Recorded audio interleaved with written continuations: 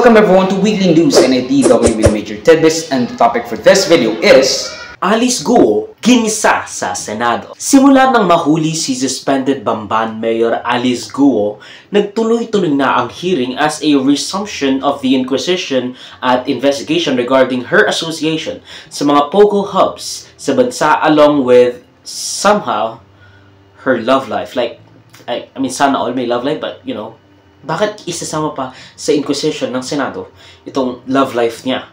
It should be private, di ba? We'd remember from last NIDW recap na her camp made it clear matapos siyang mabasahan sa Tarlac ng mga kasong nakabinbin na hindi na siya magbabayad ng bail dahil aarestuhin rin naman siya ng Senado because there's an arrest warrant for her because of the citation in contempt of Senator Risa Ontiveros, or I think Senator Sherman Gatchalian. Basta nakasuhan siya ng 2 counts of graft sa Tarlac Court bago inilipat ang kanyang kaso sa Valenzuela. Pinayagan rin siya ng korte na dumalo at ipa-attend sa hearing ng Senado patungkol sa mga POGO illicit activities headed by Senator Risa Ontiveros. Siya yung nanguna in basically everything because, you know, from Quiboloy, even Alice Guo, because it all boils down to, again, POGO hubs and its effect, especially the fact na isa sa mga damning evidence that they have had or that they have pinned Alice Guo is with regards to human trafficking. Walang intro pa, tinanong agad ni Senator Risa, ikaw ba si Guo Huaping na nadiskubring pumasok sa Pilipinas noong 2003 with the same fingerprint ayon sa NBI ni Bamban Mayor Alice Guo? Po kayo ng kumpleto at makatotohanan sa aming komite. Dahil ang komite po namin, tinatratong maayos yung mga nagsasabi ng totoo sa amin at rumerespeto sa aming komite at saka sa Senado. Naintindihan niyo po yun, Miss Alice? Opo, Madam Chair. Alright. So, can you finally confirm before this committee, kayo ba si Guo Huaping? At bago niyo po i-invoke yung right against self-incrimination, hindi naman kayo yung nag-file ng inyong late registration of live birth, diba? So, you are not incriminating yourself. So, are you Guo Huaping? Madam Chair, may mga kaso na po na final po sa akin po sa court, kaya hindi ko po siya masagot po sa inyo ngayon.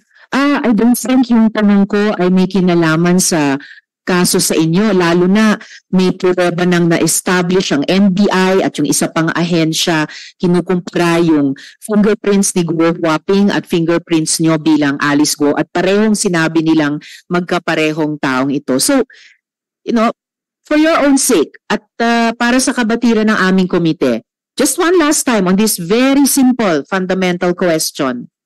Ikaw ba si Guo Huaping? Madam Chair, hindi ko po kino-confirm at may kaso na po sa akin sinampa, sasagutin ko po sa korte po. Tila'y dinadodge ang mga sagot at paligoy-ligoy ang naging kasagutan sa mga diretsahang tanong ng ating mga senador, particularly Senator Risa Ontiveros and Senator Jinggoy Estrada. Sinight in contempt siya, pati na rin ang kanyang kasama nang lumakas or nang tumakas sa Pilipinas na si My Bebe Loves and my crush. Like, I mean, Wesley Guo, wag ka nang umuwi sa Pilipinas. Ako nang bahala kay Cassandra Leong. Sinabi niyang kaya niya hindi sasagutin, hindi niya masagot ang mga tanong ay dahil meron na raw siyang kaso sa korte ng Pilipinas at doon niya lang sasagutin ang mga tanong na gustong itanong relevant to the case she was charged with. Basically, pleading the 17th ng Bill of Rights, the right to shield oneself in fear of self-incrimination, to not be compelled to be a witness against themselves. Kumaga, like the 5th, like you pleading the 5th or the 5th Amendment in the Bill of Rights in the U.S. Constitution. Nasulat mo na ba sa wakas, sa papel, yung may-ari ng yate at yung nag-facilitate sa yacht ride ninyo? Miss Alice? Since pasensya na po talaga for my safety po. No, Miss Alice, kanina sinabi niyo na. Don't tell me pasisinungalingan niyo sarili niyo. You told us minutes ago, isusulat mo sa papel para mabasa namin yung 2 taong yon or kung nag-iisang tao yon na nag-facilitate at may-ari ng yate. Do that now. You said you would do that. Opo, Sen, hingi lang po sana ako ng malaking tulong po sa inyo na isusulat ko po pero huwag niyo po Sige. sa public. Okay, Isulat mo sige. na. Sulat mo na. Huwag mo na kami turuan. Tinatanong kasi niya kung sino ang tumutulong sa kanya na makaalis ng bansa. Meanwhile, the Senate calling BS sa sinasabi niyang walang tumulong na Pilipino o opisyal ng gobyerno ng kanyang pag-alis na tumutulong para sa kanyang pagtakas sa bansa on that fateful day on July. I think that's before the CrowdStrike glitch has happened. Sinabi niyang yung mismong tumulong raw sa kanya ang siya ngayon nagbabanta sa kanyang buhay. But I think she was compelled by Senator Sherwin Gatchalian, I think, na isulat na lang yung, or nasisulat na lang sa papel kung sino yung taong tinutukoy niya. Through all of this, a lot of people kind of held their breath nang ibinigay ni Alice, I think it's Alice Guo or Cassandra Leong, I'm not really sure. Pero they were basta someone in the camp of Alice Guo gave a note to Senator Sherwin Gatchalian, and all he said was, "Nako, bingo to, bingo." Now, who was that? Like bingo? Is it bongo? Cannot be. Pakisagot na yung tanong ni SP Pro Tem. Kinailangan pa niyang itanong ng 2 beses. Oo nga po pero katulad po na mention ko po kanina, hindi ko po talaga siya pwede i-disclose lang po sa public. Madam Chair, isa lang. Bago si Sen Bong Revilla, the Chair would like to appreciate the presence of Sen Grace. Salamat po. Yes, Alice, okay. SP Pro Tem po na, and then Sen Bong. Bakit hindi mo pwedeng i-divulge sa publiko? Ano ba? May sikreto ba kayo? This is just a simple question. No, salita mo sa mga absurd. Para sa it's weird. Tapos, siya pa ang tumulong sa'yo na makatakas sa Pilipinas. Sen, it's really about security na po talaga. Di ba you feel safe?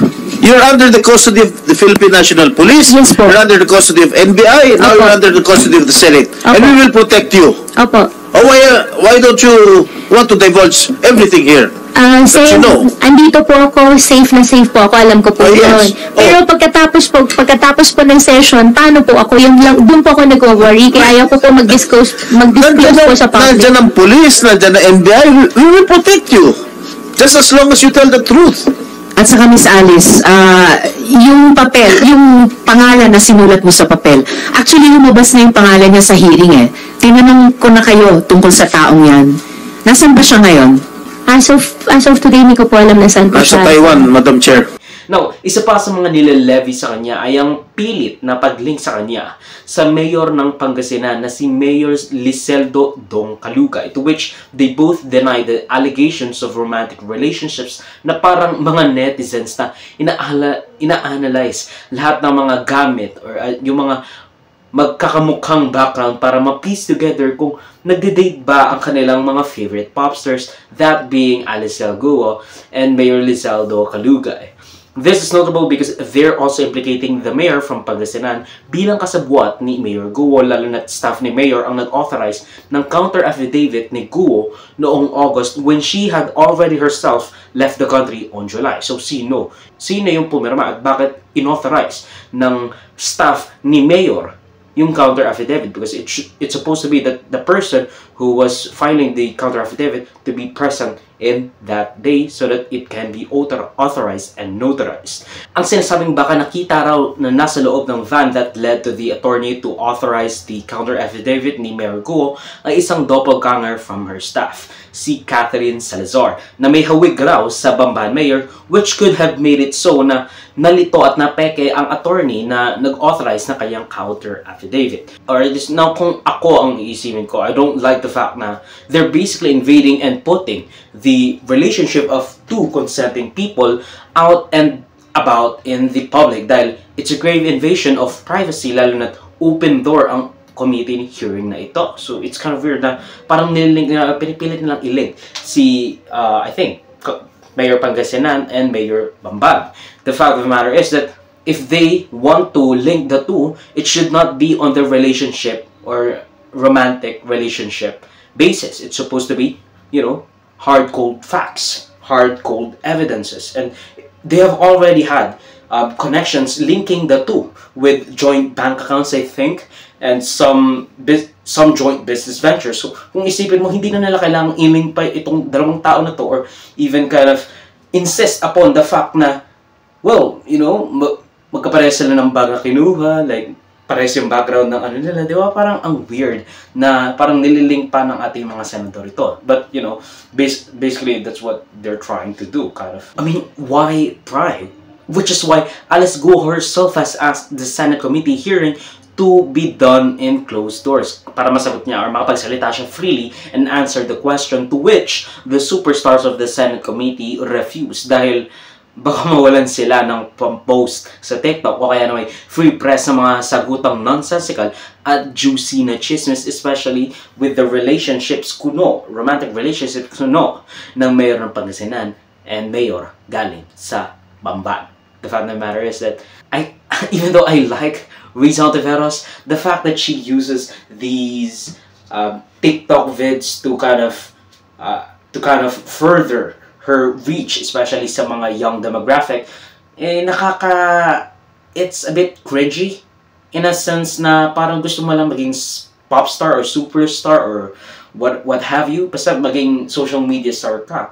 Pero, you know, it's weird na kailangan pag i-trivialize at i-sensationalize itong ganitong issue. Dahil, again, this is a case of human trafficking. And I'm not knocking them for kind of using their platform and using their power to actually, even though, for me, bad taste, you know, to further their reach.